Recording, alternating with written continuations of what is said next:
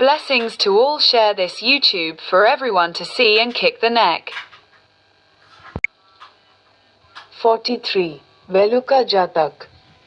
Yo etha kamasa balanu kampitho ovijamanu na karoti sasatang avang so nihato sethi velukasa atyapitathi.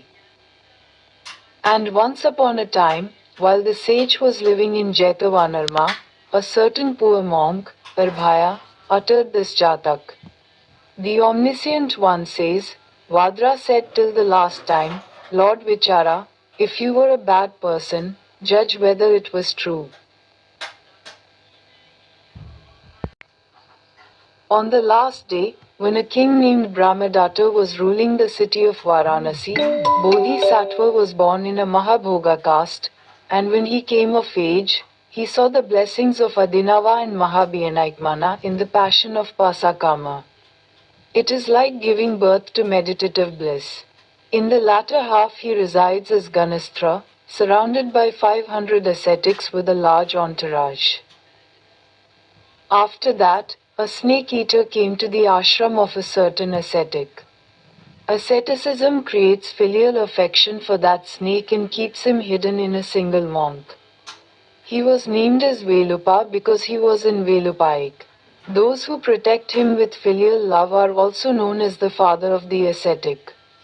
At that time, Bodhisattva heard that one ascetic was guarding a snake and called him and said, "Are you really guarding a subject?" When he said, Kamathina Vichra is true, Ashi was not a disbeliever with Sabya. He said that he should not be guarded like this.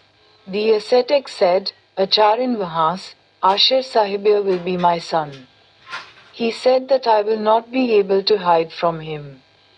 He said that if that happens, he will come close to death.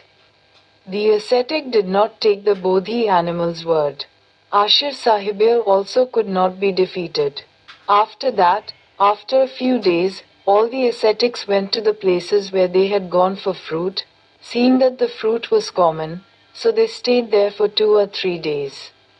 Venerable Father also joins those ascetics and hides in Ashir Sahibya Huna Purukha and closes it. That ascetic said that he would give prey to the other ascetics and those who came after 2 or 3 days' walk, leaving the father of Hunapurukar and sending his son to Kshadai. Ashir Visha fasted for 2 or 3 days and the ascetic took the outstretched hand and perished on the spot and went to the forest. The ascetic saw it and informed the Bodhisattva. The Bodhisattva had his body cremated and said as a warning to the sages from the midst of the crowd of sages, "Has anyone disobeyed the advice of those who were willing to work?"